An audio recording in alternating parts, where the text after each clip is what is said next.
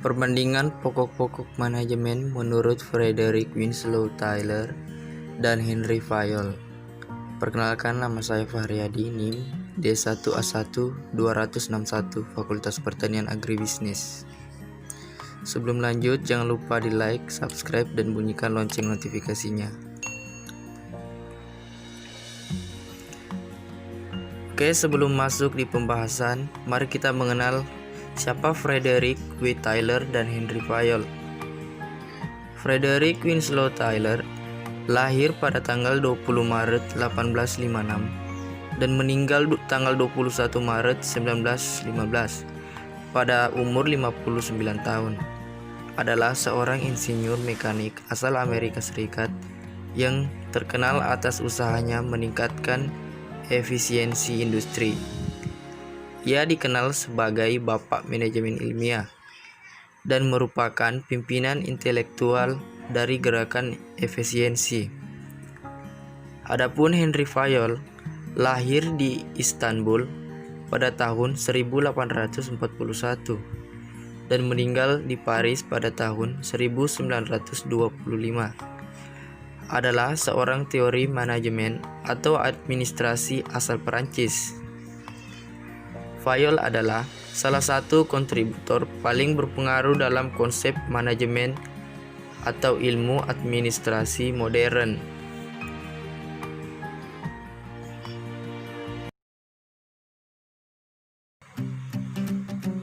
Oke, sekarang kita masuk ke pembahasan inti, yaitu yang akan membahas tentang perbandingan manajemen menurut Frederick Winslow Taylor dan Henry Fayol beserta prinsip-prinsipnya. Frederick Winslow Taylor, menurutnya, level manajemen dimulai dari level terbawah, product oriented, menemukan organisasi fungsi ruang lingkup yang sempit. Dan sedangkan menurut Henry Fayol, dia mengemukakan bahwa level manajemen dimulai dari level teratas, human oriented, menemukan organisasi fungsi ruang lingkup yang lebih luas.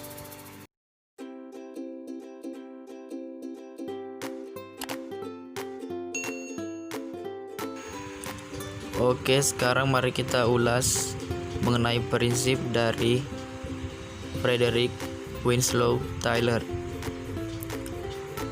Frederick Winslow Taylor mengatakan bahwa manajer pada tingkat bawah sangat penting karena berhubungan langsung dengan proses produksi.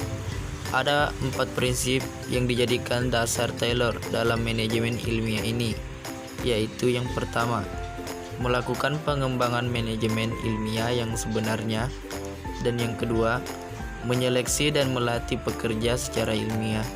Yang ketiga, kerjasama antar manajemen dan buruh untuk menyelesaikan tujuan pekerjaan yang sesuai dengan metode ilmiah. Yang keempat, pembagian tanggung jawab yang lebih merata antar manajer dan pekerja. Sekarang menurut Henry Fayol. Henry Fayol selaku pelopor teori manajemen administratif menganggap yang penting dalam organisasi adalah pada tingkatan teratas, karena segala sesuatu dapat berjalan baik jika para manajer dapat menggerakkan organisasi sesuai prinsip-prinsip manajemen. Henry Fayol bukanlah orang pertama yang mempelajari dan menyelidiki perilaku manajerial, tetapi dia merupakan orang pertama yang menjadikan hal itu sebuah sistem. Fayol mencetuskan 14 prinsip yang terkenal, yaitu seperti pada gambar di sebelah kiri. Yang pertama, spesialisasi pembagian kerja. Dengan adanya spesialisasi ini diharapkan dapat meningkatkan produktivitas kerja dan efisiensi. Yang kedua, wewenang adalah hak dari para manajer untuk memberi perintah dan juga berhak menuntut kepatuhan dari yang diperintah. Wewenang di satu pihak menimbulkan tanggung jawab kepada pihak lain, yaitu tanggung jawab untuk melaksanakan perintah. Ada dua macam wewenang, yaitu wewenang formal dan wewenang pribadi. Wewenang formal adalah wewenang yang didapat dari atasannya untuk memberi perintah kepada orang lain. Wewenang pribadi adalah wewenang yang didapat oleh seorang karena pengetahuannya, pengalamannya, dan sebagainya. Yang ketiga, disiplin. Prinsip ini menekankan bahwa anggota organisasi harus menghormati aturan dan kesepakatan yang mengatur organisasi itu.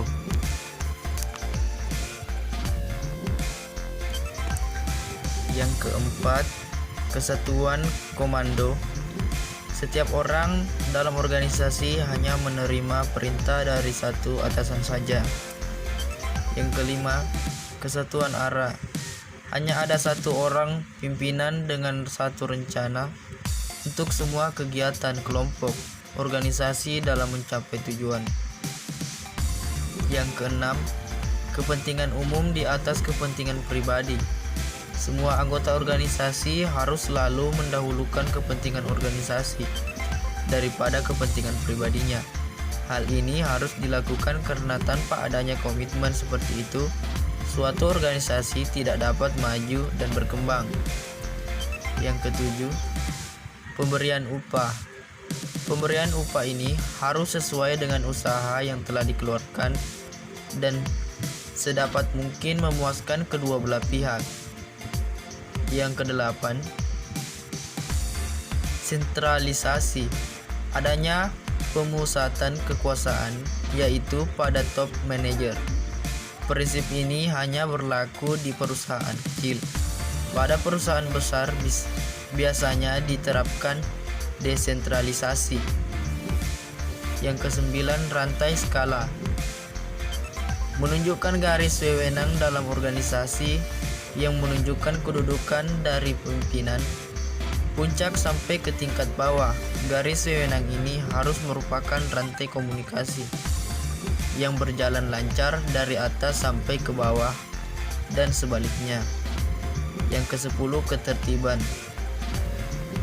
Maksud dari prinsip ini adalah manusia dan bahan-bahan harus berada di tempat dan pada waktu yang tepat.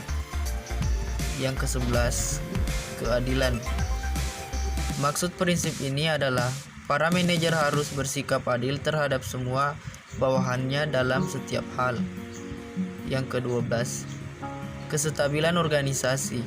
Organisasi harus menjaga supaya turnover yang terjadi tidak terlalu tinggi karena tidak baik untuk melancarkan atau kelancaran kegiatan perusahaan.